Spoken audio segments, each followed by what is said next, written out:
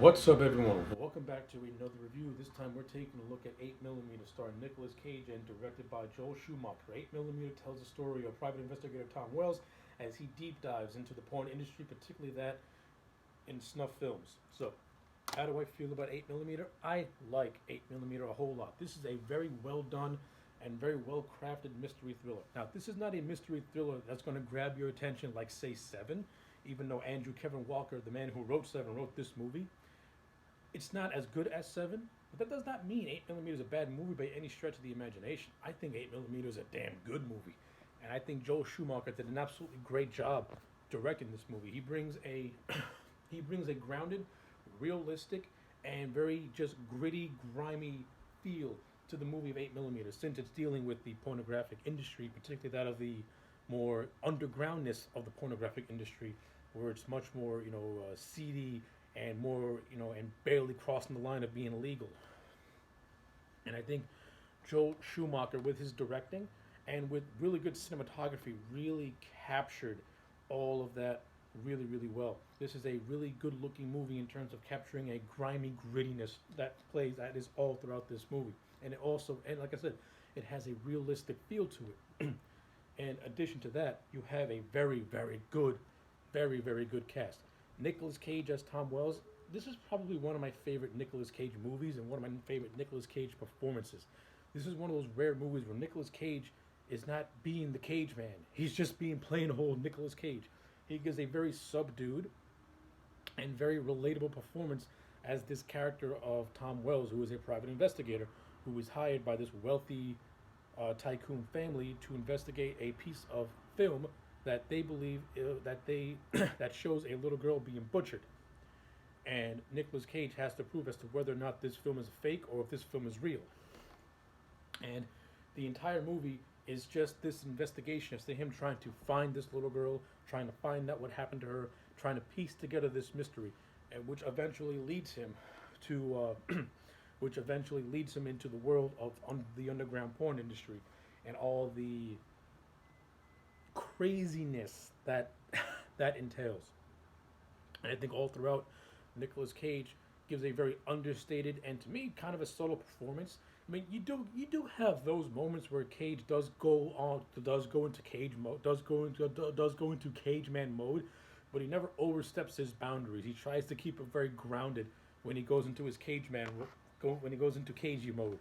And I give Nicolas Cage a lot of credit. He really does put on a good performance, and a lot of the scenes he's in with interacting with other characters, I like it a lot. This movie, like I said, it boasts a very strong supporting cast. You have Joaquin Phoenix, who plays a character called Max California, and I like the scenes with Cage and Joaquin Phoenix. I think they have a really good chemistry with one another, and I like how Max kind of becomes Cage's little sidekick as he ventures into the underground world of pornography. Since Max knows a lot about that underground culture, he's kind of like Cage's guide, and I like it. Joaquin Phoenix puts on a decently good performance. It's good stuff.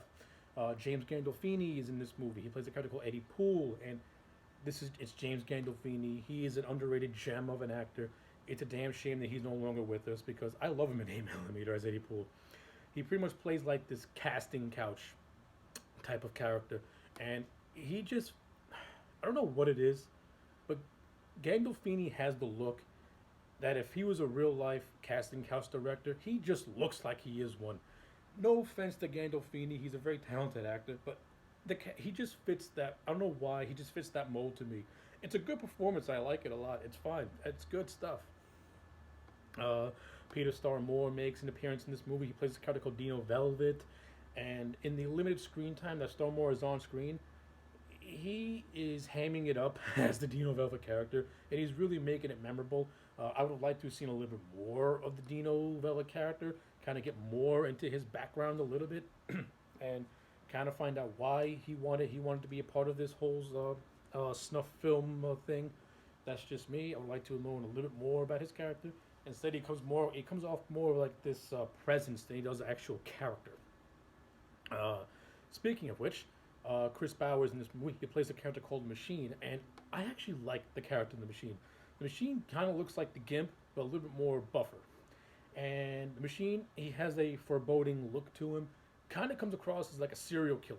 You know, and so if 8 millimeter was like a horror movie, Machine would be the Jason or Michael Myers of the movie.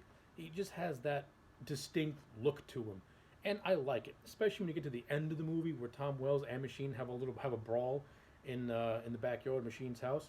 It's very entertaining, and I actually like the fact that Machine, when he's outside the mask, he's a unassuming next door neighbor type guy who is a good person and good to everybody. But when he puts on the Machine mask, he is this vicious son of a bitch. And I think Chris Bauer actually puts on a convincing performance. It's really understated, very underrated, to be honest with you. Even though we don't get a lot of scenes with Machine, Chris Bauer makes it memorable, and you got to give him a lot of credit. You know, that's the work of a seasoned character actor. You make your little roles mean something and memorable. Chris Bauer, no exception to that rule. Kathleen Keener, who plays Tom Wells' wife, I like her, though I think her scenes are like few and far between. But I think her and Cage have a decent enough chemistry where I do care about their marriage and their relationship that develops throughout the movie, so that's fine as well. I like the relationship that the Wells character has with the Marianne with the little girl's mother, who he's trying to find. They have decent enough screen time together where you kind of get the sense that Wells does truly care about trying to find this person. And when you do get to the end of the movie and he gets permission from the mother to punish the men who killed her daughter, it's a really good touching scene, and that's where the Tom Wells character goes into I must punish these people for what they did to this little girl. It's good stuff. Uh, Anthony Heald, he plays this crooked lawyer named Mr. Longdale, and it's Anthony Heald. Anthony Heald is a Anthony Heald is so good at playing these slimy scumbag characters. He fits it like a glove. I'm sure in real life he's one of the nicest people you'll ever meet, but when it comes to playing these villainous type roles, he's just a natural at it. And Mr. Longdale, it's no different. It's really no different. He plays the role fine. I like all of that stuff. It's good. It's good for me. It works for me. I mean, I do think that the overall motivation to make this snuff film is kind of flimsy at best, where it's kind of revealed that the only reason why this rich tycoon wanted it was because he could. I think you could have come up with something that's a little bit better. It kind of feels very underwhelming that, oh, I just did it because I'm rich.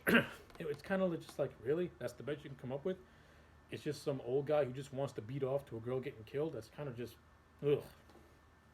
I would have had like a better, something better. Maybe the rich guy was being extorted by porn producers for some odd reason, and or vice versa, or anything. I don't know. I can't really come up with anything right now off the top of my head. But the whole I did because he could, to me, it's like a cheap excuse just to say, okay, we have a motivation. I didn't really care for that stuff. The stuff I did like about it, that I thought Joel Schumacher did do a good job with, was the whole investigation aspect of Tom Wells' work. I like how Joel Schumacher took the time to actually have Tom Wells do his investigative parts. Schumacher to me builds time with suspense. We see the work that Tom Wells puts into to trying to find this little girl. We see him going to police precincts, searching through missing persons cases. We see him do interviews with people. We see him just take the most littlest leads he can get and trying to go somewhere with it. I like how we see the investigative aspect of Wells's investigation. And like I said, I thought Joe Schumacher did a good job at putting that on screen while also balancing out character development and things like that. I mean, there are moments where he kind of falls off the rails a little bit, but for the most part, this movie does. Actually, for the majority of the movie, it does keep your attention, and Joe Schumacher does do a good job at ratcheting up the suspense when it needs to happen, particularly when you get to like the last 30 minutes of this movie, where it goes into action movie mode. I think Joe Schumacher balances it out very, very good, along with the rest of the movie, which is mostly an investigative part. So yeah, there's a lot more to talk about with 8mm, but those are just my overall basic thoughts on the movie. I have very few complaints about 8mm. I like this movie. I like it a lot. Is it a perfect movie? No. Is it a movie that you can watch, be entertained by it, and be like, yo, this is a really good movie? Absolutely. This is a really damn good, solid movie, and I like it a lot. So I'm going to give 8mm a solid 8.5 out of 10. I thoroughly enjoyed this movie. I still like it. It's one of my favorite Nicolas Cage movies.